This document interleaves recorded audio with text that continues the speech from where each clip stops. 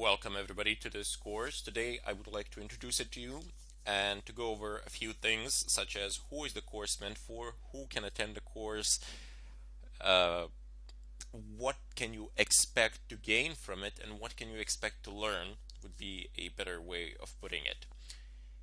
Anyway, this course I have designed it to be a two-part course. One part will be covering the very basics of Linux as an operating system. So we will cover the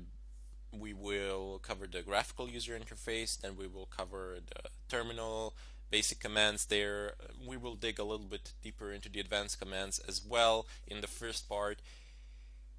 You will see how it is installed, how you can modify things, it's the first part of the course is generally geared towards you becoming comfortable using a Linux operating system. So if you've never used it before, if you've never encountered anything of a kind before, the first part of the course will be great for you, primarily because no steps will be skipped, and you will be able to learn everything from ground up. So from the very basics, and then we will move on into the advanced stuff. Look, there are several ways of doing this, of transitioning into Linux, and long time ago, when I was using Windows, I have transitioned into it by using first, virtualized system, and then I used a dual boot, and then afterwards I pretty much switched permanently to Linux. I still do have a virtual machine of Windows 8.1, but I rarely use it just for some application or for some sort of testing or something of a kind.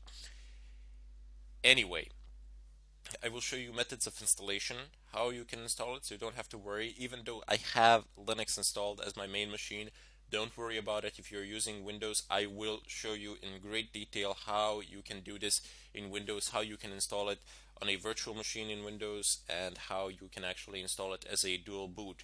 I know that a lot of the people on the net and on my previous courses have had problems installing dual boot Linux systems with Windows 8.1 and 8 due to the boot system of Windows 8 and 8.1.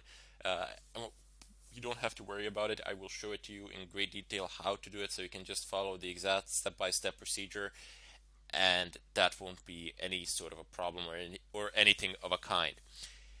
Anyway, the second part of the course is basically geared towards passing getting Red Hat certification. Red Hat certifications are one of the most valued ones in the world, and they are one of the top Linux certificates that you can get. Pretty much every server administrator or something of a kind pretty much has one of those. They are not cheap, I can tell you that.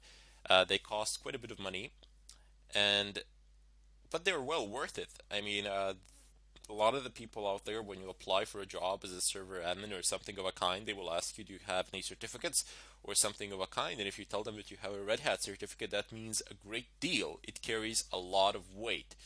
So the second part of the course, we will deal with more advanced stuff, but I don't want you to worry about it if you're a beginner.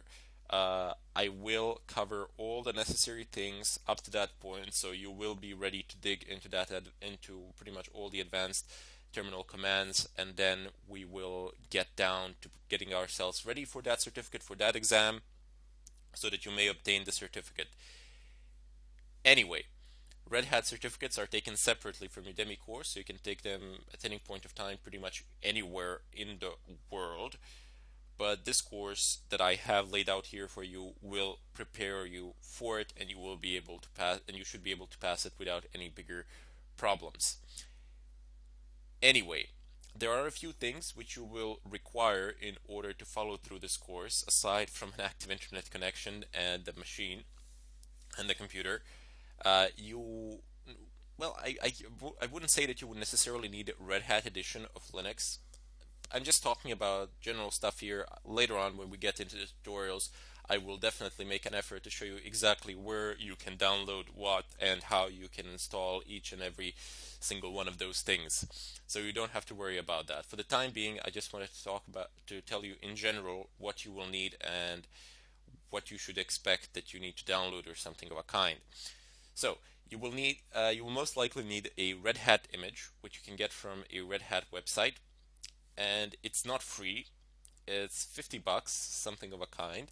The image itself is free, but the support for the image, if you wish to use Red Hat repositories or something of a kind, and believe me, you will need to use them, then the price is actually $50 per a year.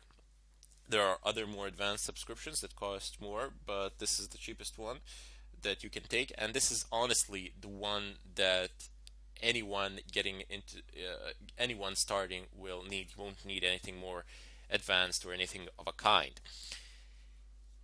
Anyway, the second thing is that you don't necessarily need to install Red Hat. You don't necessarily need to download Red Hat. You can actually download CentOS, which is pretty much a copy of Red Hat. It's completely free, and pretty much the same commands apply, which is very nice.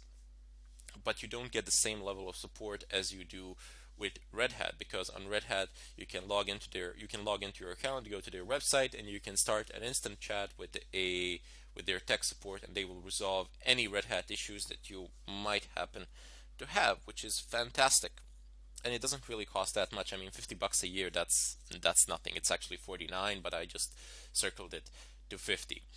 Also, Red Hat has a free distribution, open source Fedora for desktop users. So it's completely open source, and Red Hat is open source as well, and CentOS is open source as well, but it's free of charge as well. Fedora is free of charge, so you can download it from Fedora website. That's a Red Hat maintained distro, and as I said, it's free of charge and it's for desktop users, and that is what I use on my system today. It's not that great for servers, that's obvious. You can run servers on it fine, no problem, some people do, but any bigger work, any serious work, you're obviously not going to do on Fedora. You would do it on CentOS, which is pretty much a copy of Red Hat, and Red Hat doesn't have a problem with it because CentOS doesn't actually sell anything. They just give it out for free. Red Hat doesn't actually sell the operating system itself either. They just sell the support for it anyway. And you will be able to install CentOS. It will run without any sort of problems as well. If you don't want to pay for those $50 for the support, you can install CentOS, and the commands will be pretty much the same. There might be some slight variations, but you shouldn't worry about it that much. Although I would strongly recommend, if you are a beginner, to just go ahead and get the Red Hat edition. It's not that expensive. It's not a killer or something of a kind. It's for the whole year. Anyway, you will also need VirtualBox, a virtualizer on your Windows machines, because even though my main machine runs on Linux, I will show you in detail how to perform an installation on Windows in a virtualized environment, how to virtualize your Linux on your Windows system. I will also show you how to dual boot with Windows 8.1 as well, and how you can make this smooth transition if you're a Windows user to a Linux-based platform. There are numerous reasons for this, which we will cover in the follow-up lectures, but for the time being, these are some general things that you will need, and see if you fit into any of the groups of people that I have stated previously that will benefit from this particular course. Until then, I bid you all farewell, and if you've decided to take this course, it's a huge step, and I wish you a lot of luck with it.